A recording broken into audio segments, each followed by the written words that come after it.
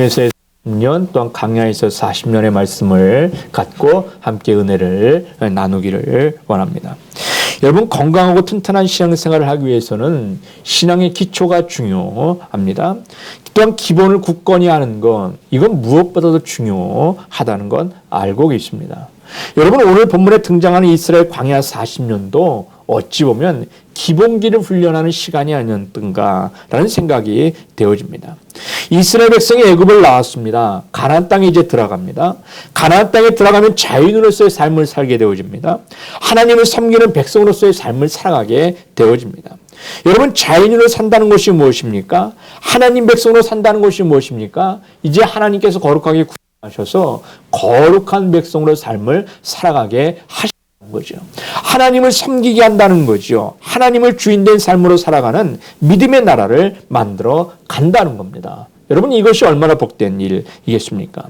그런데 여러분, 그들은 지금 아무것도 준비되어져 있는 것이 없습니다. 하나님의 백성으로 준비되어진 것도 없고 하나님을 섬기기에도 너무나 부족한 자의 삶을 지금까지 살아왔다는 것 아니겠습니까? 그래서 하나님은 그들을 돌이키셔서 40년 동안 광야를 통해서 훈련시키셨다는 거예요. 하나님의 백성으로 그렇게 구별된 믿음의 성도로 만들어가기 위하여 40년 광야의 길을 그들에게 허락하여 주셨다는 거죠. 여러분, 좀 더 깊이 생각해보면 그렇지 않습니까? 하나님의 명령대로 모세의 말대로 애굽에서 나오기는 나왔습니다. 그런데 모든 것이 끝날 줄만 알았습니다. 그런데 그것이 아니었다는 것 아닙니까? 그들에게는 깊이 물든 노예 근성이 아직까지 그들에게 남아 있었다는 것고, 걸핏하면 조금만 어려우면 비록 노예이지만 애굽의 고기 가마 곁에서 고기 먹던 일들을 기억하면서 얼마든지 우리 애굽을 가자 입버릇처럼 나왔던 백성들이 바로 이스라엘 백성들이라는 거예요. 그래서 날마다 불평과 불만을 입에 달고 사는 백성들이 바로 이스라엘 백성들 아니었다는 것 아니었습니까? 신변은 먹을 것이 없어 불평합니다. 마실 물이 없어 불평하는 일까지 경험을 합니다. 자유인으로 하나님을 섬기는 하나님의 백성으로 살아갈 준비가 전혀 그들은 되어 있지를 않았다는 거예요. 그래서 하나님은 이스라엘 백성들을 광야에서 훈련시키십니다.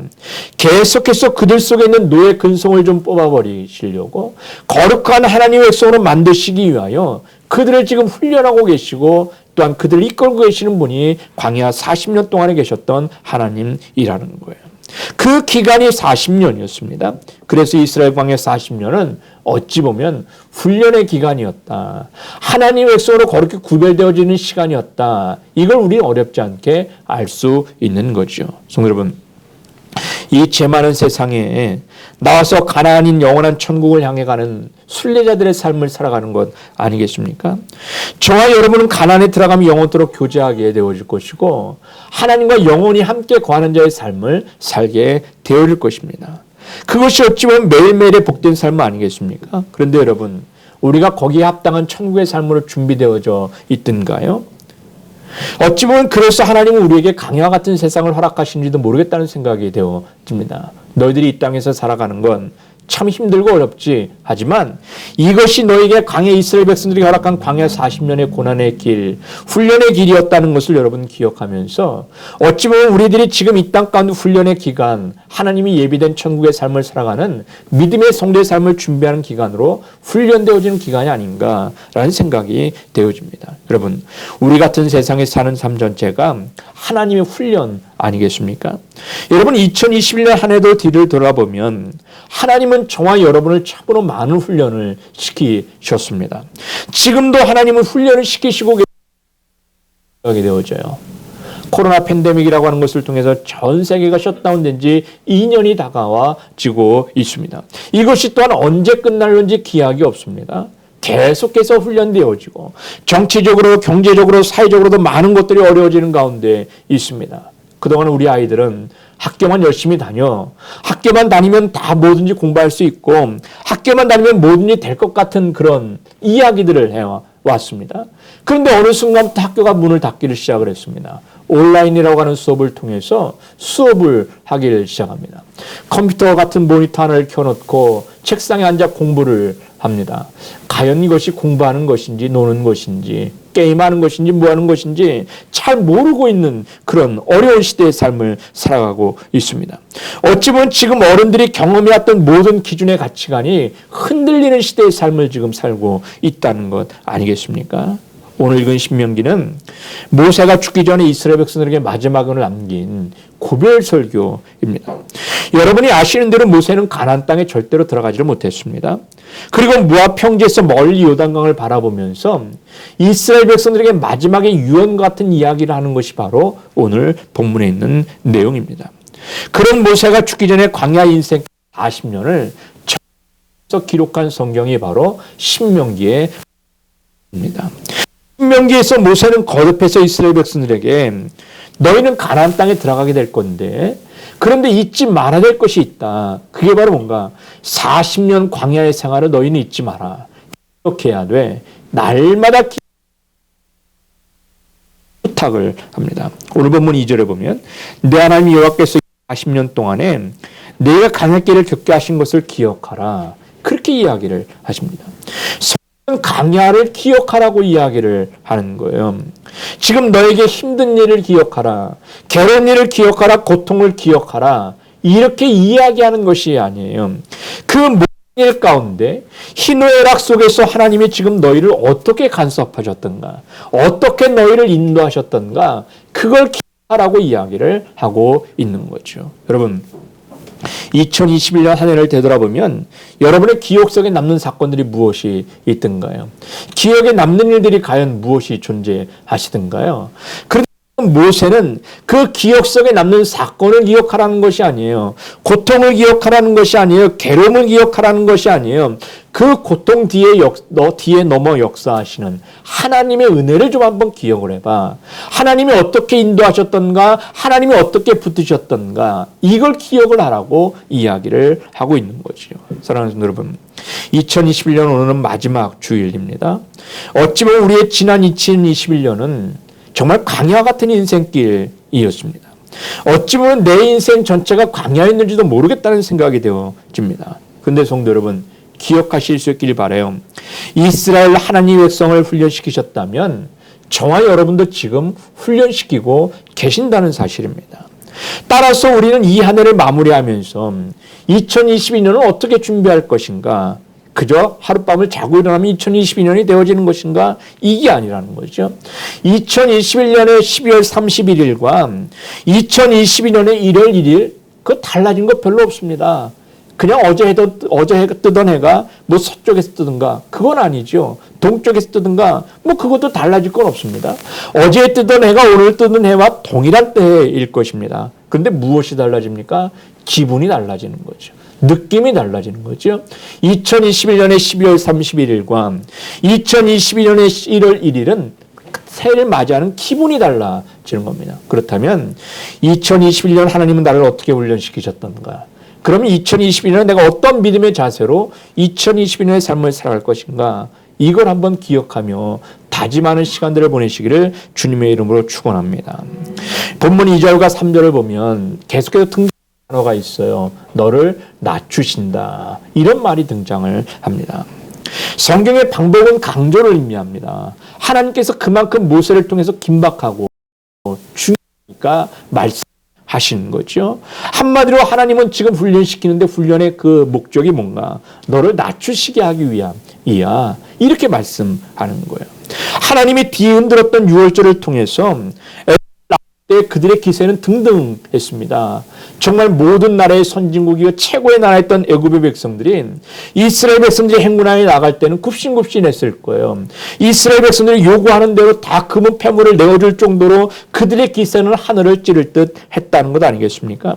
그들이 아마 노예 신분이었고 그런데 이제는 당당한 주인이 하는 것처럼 모든 것 거칠 것 없이 당당하게 그들이 홍해를 향해 행군을 했습니다. 우리 앞을 가로막는 자는 다 죽음뿐이야. 이런 자세였을 거예요. 자신만만했습니다.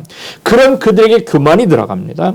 솔직히 자신들이 한 것은 아무것도 없지 않습니까? 하나님께서 애굽에 10가지의 재앙을 내렸고 바로와 애굽의 국민들은 그것을 통해서 하나님이 참신이시구나 이것을 깨닫게 되어졌다는 것 아닙니까? 이스라엘 백성들은 한 것이 아무것도 없습니다.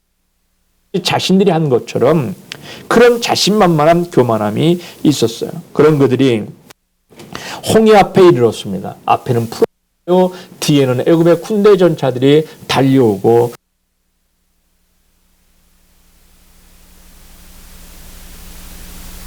죽는 건 마찬가지죠. 그때 이스라엘 백성들은 어떻게 합니까? 야, 여기까지 인도하신 하나님, 우리를 좀 제발 살려달라는 것 아닙니까?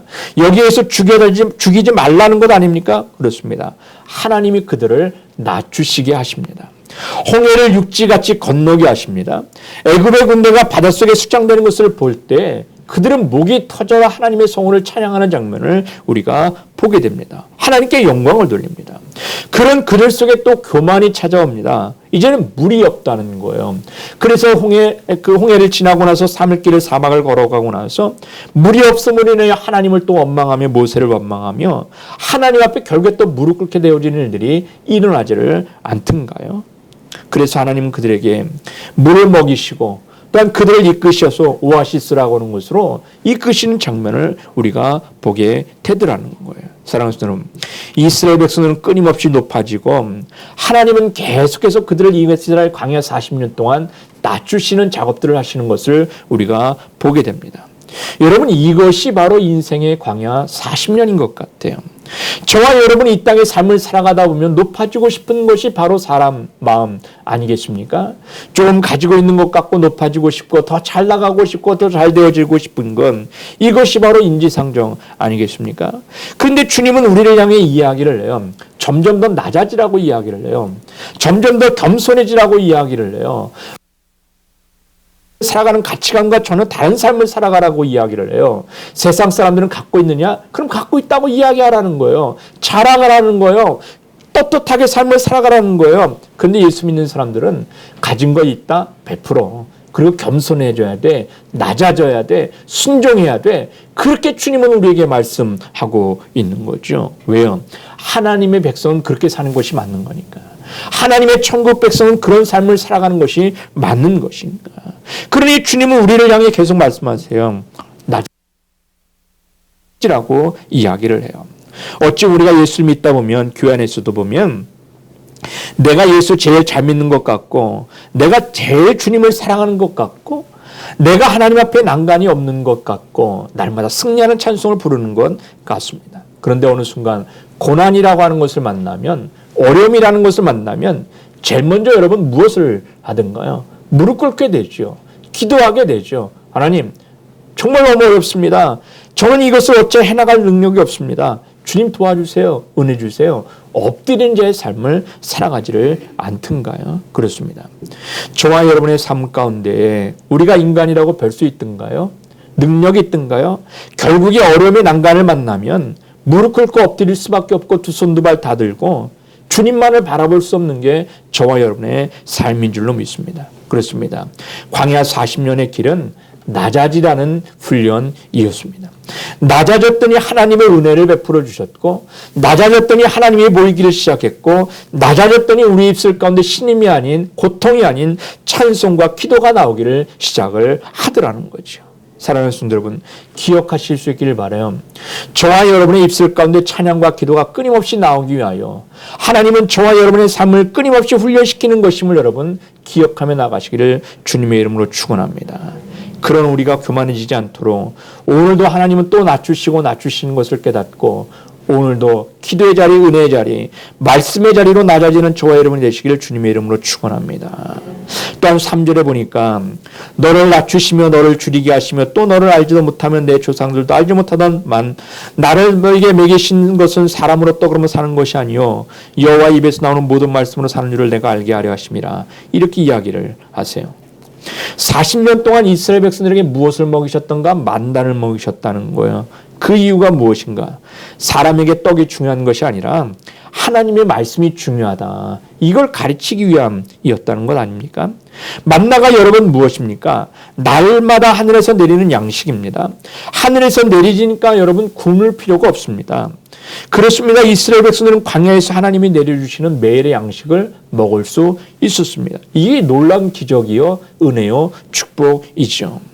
근데 너희는 내가 내려주는 일용한 영의 양식이 없으면 다 죽는다. 이걸 지금 말씀하고 있는 거예요. 그렇다면 본문은 여호와 입에서 나오는 은혜가 아니면 살 수 없다. 이걸 지금 우리에게 단적으로 말씀해주고 있는 거죠. 사랑하는 여러분, 하나님이 말씀하시니 그대로 된지라. 이게 성경에 흐르는 맥 아니겠습니까?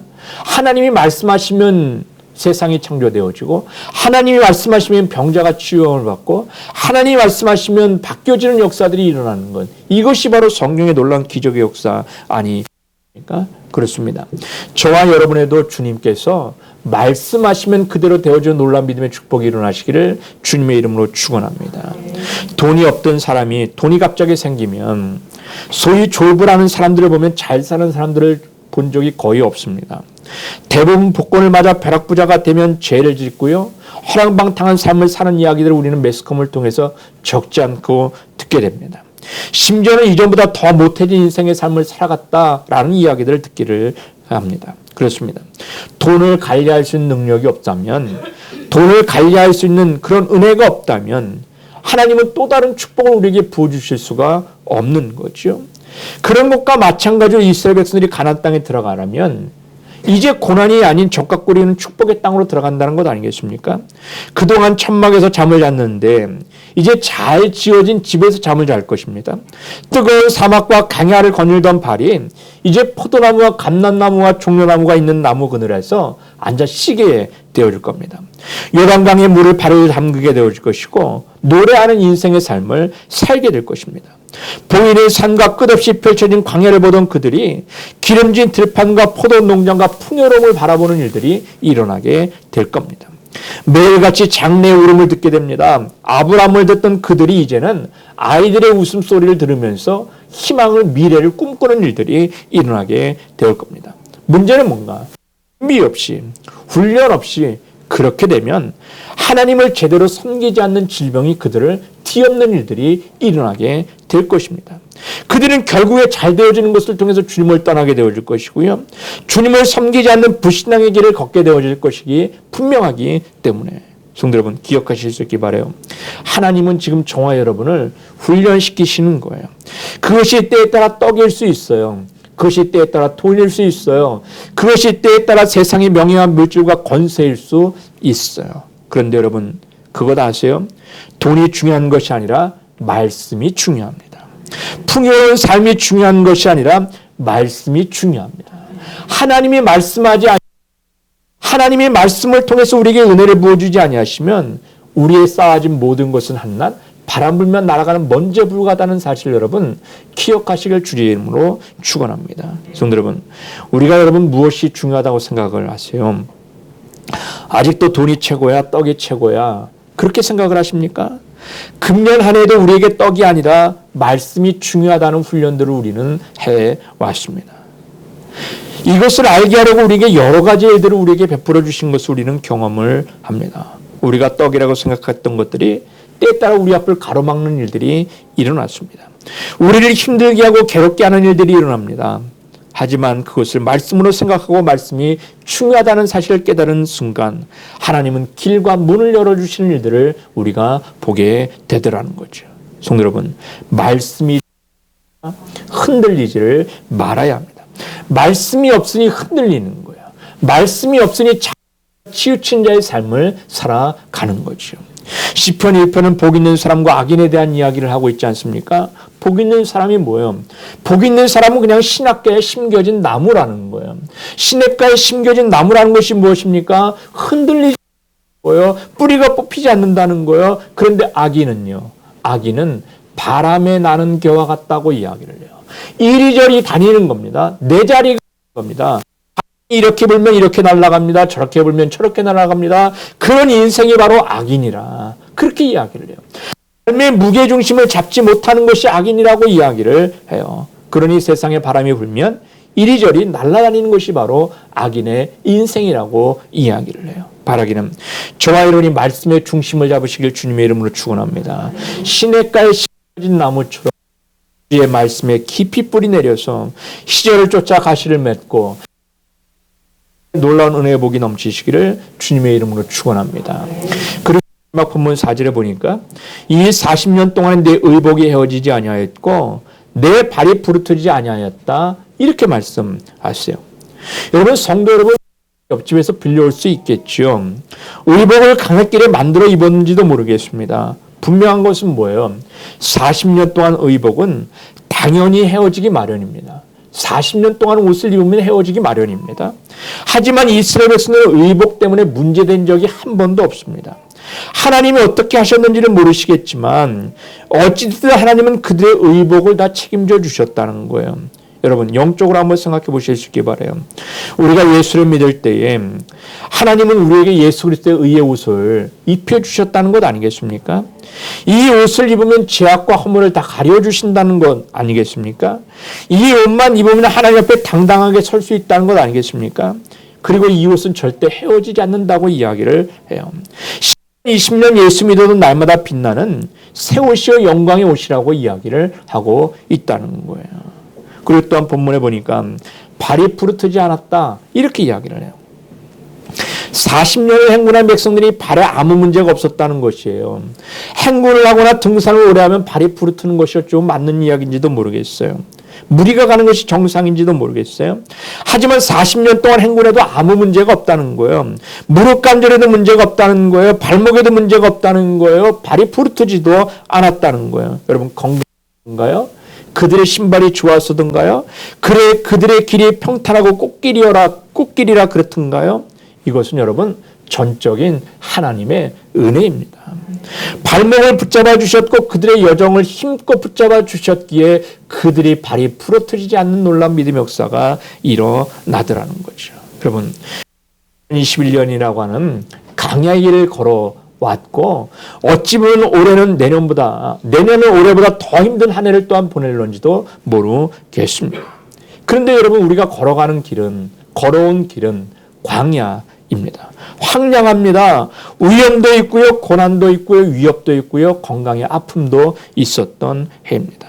하지만 우리의 발이 부러뜨리지 않았고 의복도 헤어지지 않았고 이 믿음의 여정을 포기하지 않았던 이유가 바로 무엇이겠습니까? 그것은 바로 하나님이 저와 여러분을 오늘도 붙잡아 주시기 때문인 줄로 믿습니다. 그것이 바로 은혜요 축복임을 여러분 기억하며 나가시기를 주님의 이름으로 축원합니다.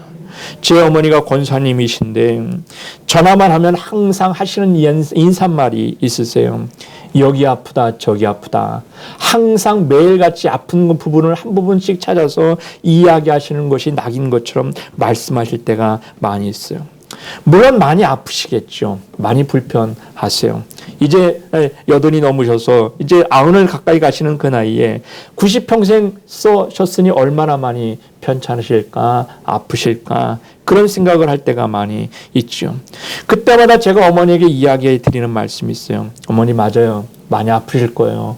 그런데 지금 여생의 삶을 살아오셨으니 안 아프다는 게 오히려 이상할런지 모르겠어요. 그런데 매일같이 아프다 하시면서 주님 손에 붙들림 받으면 얼마나 창피하실까요?